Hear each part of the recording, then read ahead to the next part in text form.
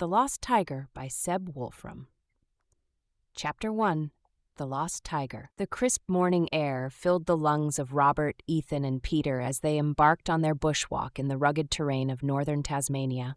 The sun cast long shadows through the towering eucalyptus trees, painting the forest floor with patterns of light and shadow.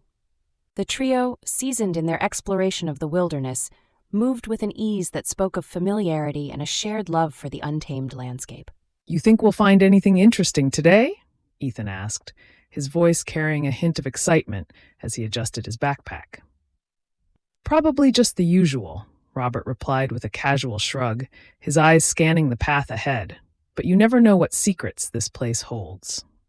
As they ventured deeper into the forest, the sounds of civilization faded away, replaced by the symphony of rustling leaves and distant bird calls. The path was narrow and winding, flanked by ferns and moss-covered rocks. It was a place where time seemed to stand still, untouched by the modern world. Peter, slightly ahead of the others, paused suddenly. "Hey, come check this out," he called, pointing towards an overgrown section of the trail. The others hurried over, curiosity piqued. Hidden behind a tangle of vines and underbrush was the mouth of a cave, almost invisible to the untrained eye. It yawned open before them, a dark maw that seemed to breathe secrets.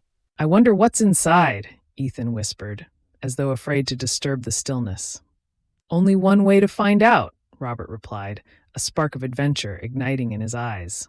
They ducked beneath the vines and stepped into the cave, their footsteps echoing softly against the stone walls. The air was cooler inside, carrying the musty scent of earth and history. As their eyes adjusted to the dim light, the walls came alive with colors and shapes. "Look at this!" Peter exclaimed, his voice reverberating in the cavernous space. The walls were adorned with paintings, ancient and vibrant, depicting scenes of hunting, gathering, and other aspects of Aboriginal life. The figures seemed to dance in the flickering light, telling stories long forgotten. "These must be ancient," Robert said, his fingers tracing the outlines of the figures. "I've read about such paintings, but I've never seen them up close." "Guys, look at this," Ethan said, pointing to a series of intricate patterns and lines. "It's a map," Robert murmured, a hint of disbelief in his voice. "And not just any map. This looks like it's pointing to somewhere specific in the southwest. Could it lead to something important?" Peter wondered aloud. "Only one way to find out," Robert said again, his tone now filled with determination. The three friends stood in silent contemplation, the weight of their discovery settling upon them. The cave seemed to hum with the energy of the past, urging them to unravel its mysteries. "We have to go there," Ethan said, breaking the silence. "We have to see where this leads." Robert nodded, already envisioning the journey ahead. "Agreed. We'll need to prepare, but I think we can make it." "Let's do it then. Who knows what we'll find?" Peter grinned, the thrill of adventure lighting up his face. As they turned to leave the cave, the paintings seemed to watch them, their silent stories whispering promises of adventure and discovery. The trio emerged into the sunlight, their minds racing with possibilities. The forest around them seemed more alive, as though it too was aware of the secrets it held. With a newfound sense of purpose, Robert, Ethan, and Peter set off, ready to uncover the mysteries that awaited them deep in the heart of Tasmania. Chapter 2. The Call to Adventure. The rain drummed softly on the rooftop as Robert sat hunched over his desk, the dim light of the lamp casting shadows over the ancient map. His fingers traced the lines of the cave painting they had copied only days before. "I'm telling you, it's gotta be here," Robert murmured, tapping a point on the map with growing conviction. "But how can we be sure?" "It could be a wild goose chase," Ethan said, leaning back in his chair with a furrowed brow. "That's the point, isn't it? The thrill of the unknown," Peter exclaimed, his voice bubbling with enthusiasm as he paced the room. "Think about it. No one's ever been to this part of Tasmania, not since, well, ever. I guess, but what if something happens?" Ethan sighed, rubbing his temples. "That's why we're planning, mate. We'll be ready for anything." The three of them pored over the map, their plans taking shape as they discussed supplies and routes with growing excitement. "We'll need tents, food, plenty of water," Robert listed, jotting down each item with precision. And a first aid kit, Ethan added, glancing at the list with a nod. And a satellite phone, just in case. The plan was set, and the boys felt a shared thrill of anticipation. Tomorrow, we gather the gear. We leave at dawn the day after. As they dispersed for the night, the weight of their decisions settled in, but so did the thrill of adventure. The next day was a flurry of preparation. Robert scoured the outdoor shop for the best camping gear, his mind focused and sharp. Ethan carefully checked the expiration dates on first aid supplies, his hands steady despite his earlier apprehension.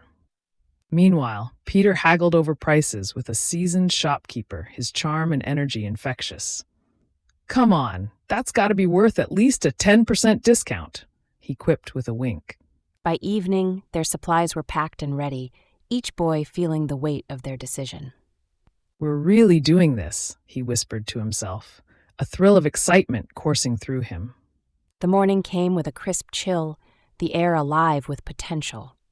The boys met at the edge of town, their packs heavy with supplies and dreams. "Let's find out what secrets the world has been hiding," he said, his voice filled with determination.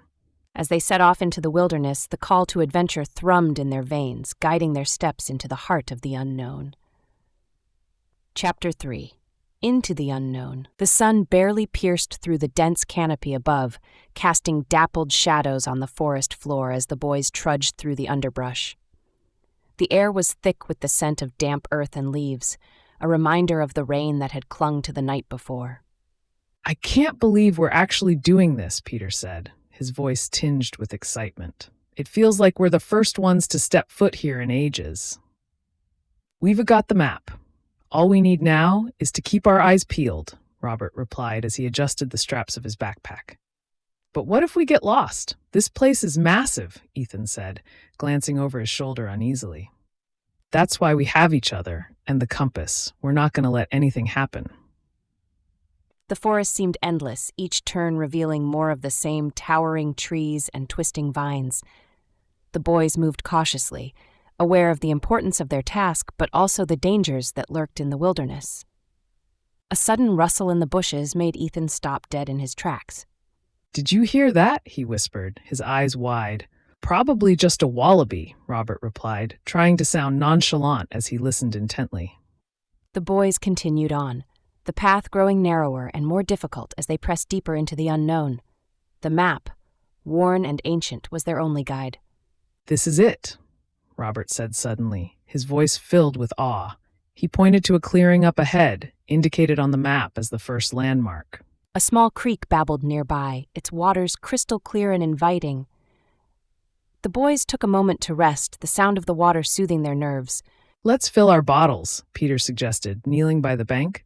"We'll need it for the climb ahead." As they drank, Ethan felt a renewed sense of determination. "I guess this isn't so bad," he admitted, a small smile breaking through his earlier anxiety. The climb was steeper than they had anticipated, each step a test of their resolve. Roots and rocks jutted out from the earth, threatening to trip them at any moment. "Keep going, we're almost there," Robert said, his breath coming in steady bursts. Finally, they reached a ridge that offered a breathtaking view of the valley below, untouched and pristine. "Worth every step," Peter declared, his voice filled with wonder as he took in the landscape. They set up camp as the sun began its descent, painting the sky in hues of orange and pink. They laughed and shared stories as they prepared their evening meal. "I never thought I'd be out here, doing something like this," Ethan confessed quietly, a hint of vulnerability in his voice. "Adventure suits you, Ethan, you'll see." As night fell, the forest came alive with the sounds of nocturnal creatures. The boys lay in their sleeping bags, the stars above a dazzling spectacle. "Tomorrow we'll find the cave," Robert promised, his voice filled with determination, "and unlock the secrets of the past." With that, they drifted into a deep sleep, dreams of discovery dancing in their minds. The wilderness held its breath, waiting for the dawn of a new day. Chapter 4.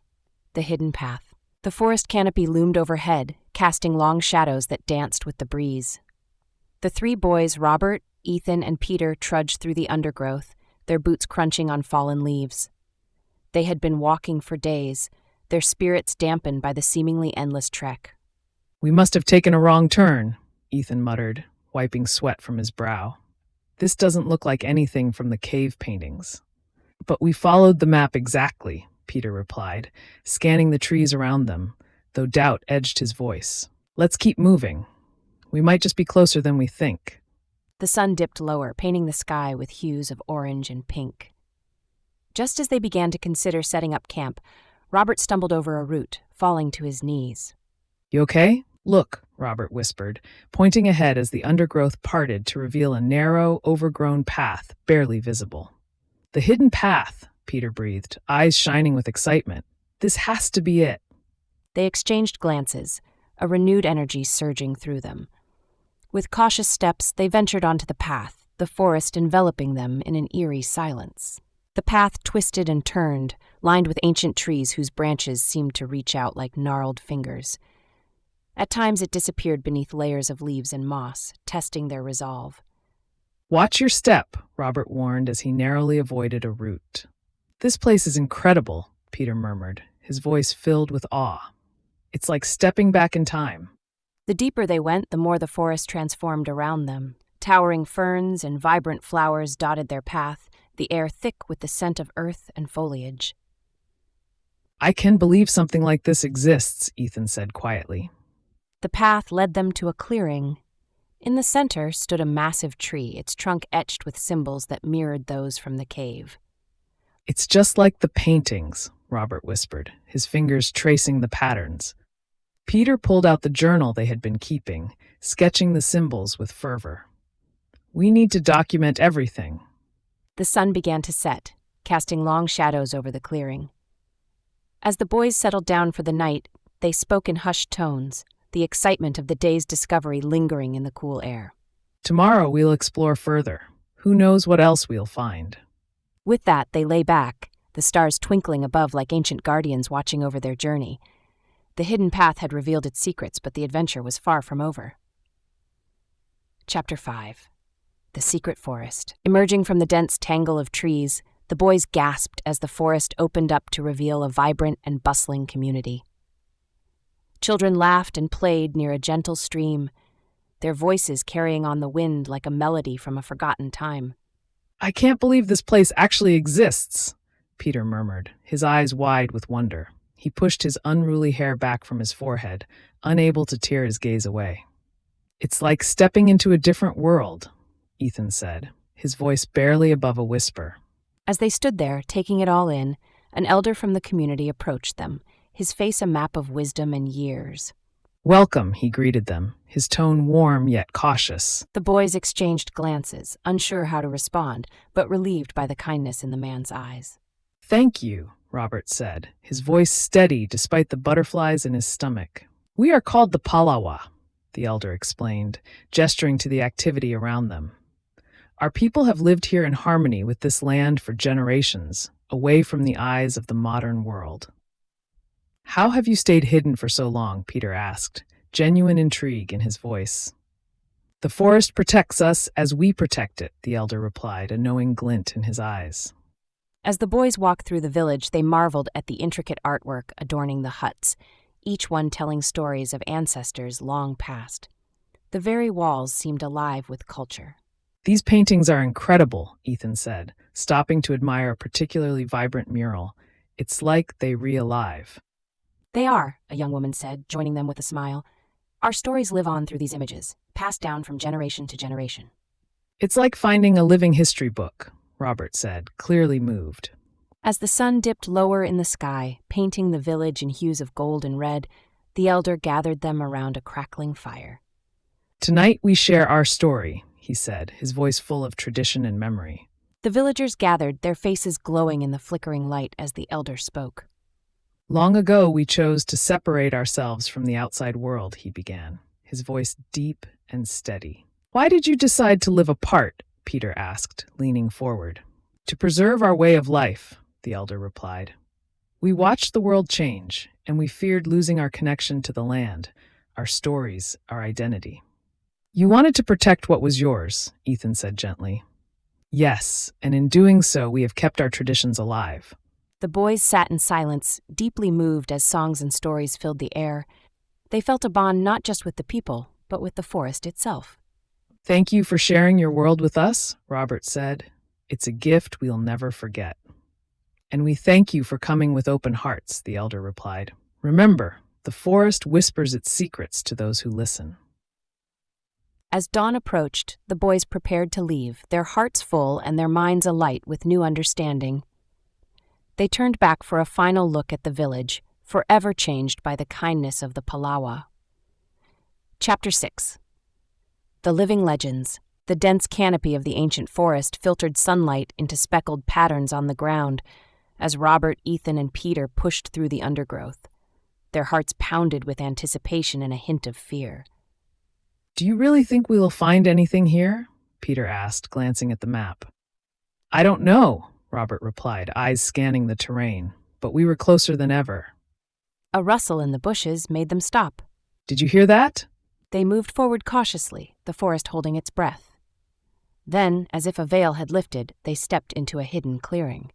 In the center stood a small group of creatures, sleek fur, distinct black stripes. Are those Tasmanian tigers? Robert gasped. They were supposed to be extinct. From behind a tree emerged a familiar elder with a knowing smile.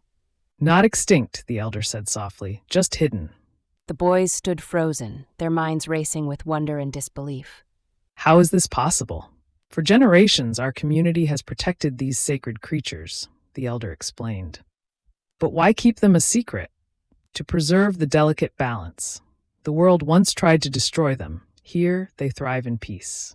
The boys listened as the elder described the bond between the community and the thylacines, a bond built on mutual care. This is incredible, Robert murmured. The thylacines moved closer, curious but unafraid. We have to protect them. You have seen the truth. Now, it is your duty to keep it. The boys nodded in unison. They had come looking for adventure and found living legends. Chapter 7, Crossroads of Culture. The sun hung low in the sky, casting golden rays over the sprawling Tasmanian wilderness. The boys trudged along a narrow path, the map's edges crumpled from frequent use. I didn't expect it to be this far, Ethan admitted, wiping sweat from his brow. You wanted an adventure, didn't you? Peter teased, nudging him. The forest around them was alive with sound bird calls, distant animal cries, the rustle of leaves, whispering ancient secrets. As they walked, Robert paused, eyes narrowing on something ahead. Look over there. He pointed toward a group of people gathered beneath a massive eucalyptus tree. The boys exchanged glances and approached cautiously. Smiling villagers greeted them, inviting them to sit and rest. They gathered around the fire as the elders began to speak, hands moving with reverent animation. Our people have always lived in harmony with the land, one elder said, voice thick with meaning. Ethan listened closely, the fear and fatigue of the journey melting away. The stories of the Dreamtime touched something deep in him. It's incredible, he murmured. It's like the forest itself is alive with history. As twilight deepened, the boys were invited to take part in a ceremony. Drums beat a steady rhythm as dancers moved with mesmerizing grace. I've never felt anything like this, Robert whispered, as the fire cast dancing shadows around them. The boys were drawn into the energy, feeling strangely at home among strangers. It's like we were part of something bigger. They sat beside the fire under the stars, a feeling of belonging growing stronger with every story told. History isn't just in books, it's alive here. We are all custodians of this land, another elder said, her tone gentle but resolute. Ethan looked around at the faces glowing in the firelight and realized he was no longer just passing through. This experience was becoming a part of him. I've learned more today than I ever did in school. The fire crackled softly. The boys knew this wasn't just an adventure, it was something much more profound. We'll carry these stories with us, Robert said. We'll make sure they are not forgotten. They had come for legend and mystery. What they found was truth, culture, and purpose. Chapter 8. The Decision. The sun sank behind the hills, casting long shadows over the rugged terrain. Around a small campfire, Robert, Ethan, and Peter sat in silence, the glow painting their faces with flickering orange light. We can't keep this to ourselves, Robert said finally, voice low. The world deserves to know the truth about the thylacines. But what happens if we do? Peter murmured, poking the fire. This place could be destroyed. I don't know what the right move is, Ethan said, arms wrapped around his knees. The forest seemed to listen. Somewhere in the distance, a thylacines call echoed through the darkness. We could be the ones to bring them back, to save the species. Or we could lead to their extinction, Peter said, shaking his head. Silence again, only the fire spoke, crackling softly between them. What if we told the right people, scientists who actually care, ones who protect them? The idea hovered, delicate and dangerous. Maybe that's it. We control who knows. No governments, no TV deals, just people who want to help. And how do we stop them from exploiting it once they know? The fire crackled louder, as if urging them to choose. Possibilities twisted in the smoke. Do we have to decide now? They exchanged looks. Maybe not. Maybe one more night to sleep on it would help. Let's sleep on it. Maybe the morning will bring clarity. They curled into their sleeping bags. The fire dimmed. The forest stood watch. When dawn broke, the world shimmered with birdsong and golden mist. I had a dream, Ethan said, rubbing his eyes. The thylacines were running wild, free. Maybe that's what they want, to be left alone, to stay wild. Then we protect them, quietly. No headlines, just us and a plan. The decision came not from pressure, but from respect. They packed up silently, leaving no trace. As they began the long walk back, the forest seemed to breathe easier. It had trusted them, and they had listened. Chapter 9, The Oath. The canopy of the Tasmanian wilderness loomed overhead, casting intricate shadows on the forest floor. Robert, Ethan, and Peter stood at the edge of the hidden clearing, hearts heavy with the weight of their promise. Elder Wyan, the community's spiritual leader, approached them with quiet solemnity. You have seen what few outsiders ever do, he said, voice barely above a whisper. The thylacines and our way of life must remain protected. The boys nodded in unison, the enormity of their responsibility settling like a second skin. We promise to keep your secret, Elder Wyan, Robert said, eyes steady in the firelight. We'll honor what you've shown us. We swear it, Peter added, the words firm and unflinching. Then you're ready. He led them to a circle of stones at the clearing's heart. The community formed a ring around them, their presence both protective and spiritual. The eucalyptus-scented air grew still as the flames of the ceremonial fire danced higher. By the spirits of the land and the ancestors who came before, we bind these young men to our oath. The villagers began to chant. The harmony resonated with the very earth. The forest itself seemed to pause in reverence. Robert closed his eyes. He saw the cave paintings, the thylacines, the hidden path, and the people they come to respect. This was no longer just an adventure. It was a duty. Ethan placed a hand on Robert's shoulder. Peter stepped closer. No words were needed now. Elder Wyan stepped forward with a carved wooden bowl. Drink, he instructed. One by one they took a sip. The liquid was cool, earthy, ceremonial. The chanting ceased, the fire dimmed, the forest exhaled. You are now part of our story, guardians of our secret. The boys stood in silence, changed forever. They had come as wanderers. They would leave as witnesses. Thank you, the elder said, and turned to vanish into the trees. The forest embraced them. In that stillness, the oath was sealed. Chapter 10, The Journey Home. The morning sun painted long golden bars across the forest floor. Robert, Ethan, and Peter moved quietly, their journey now a return, yet nothing felt the same. Can you believe we actually found it? Peter said, glancing back at the hidden valley behind them. The ground beneath their feet seemed to hum with memory. The birdsong above carried new meaning. I used to think this was just wilderness, but it's alive. It speaks if you listen. They walked without words, each boy steeped in quiet thought. We've been given something rare, a truth most people will never see. The path widened as the bush gave way to rolling hills. The scent of eucalyptus lingered, like a farewell embrace. I want to tell people, Peter said suddenly, but I know we won, not everything. What they carried wasn't for everyone. It was for the careful, the respectful, the chosen. Whatever comes next, I'm glad we did this together. They walked into the rising sun, lighter, changed, guardians of a secret older than memory. This isn't the end, Robert said, smiling. It's just the beginning of something bigger. The forest faded behind them, but the whisper of the wild echoed on alive in their hearts. Forever, forever. The end. Thank you for listening. Please subscribe, ring the bell, and tell your friends about My Listening Library.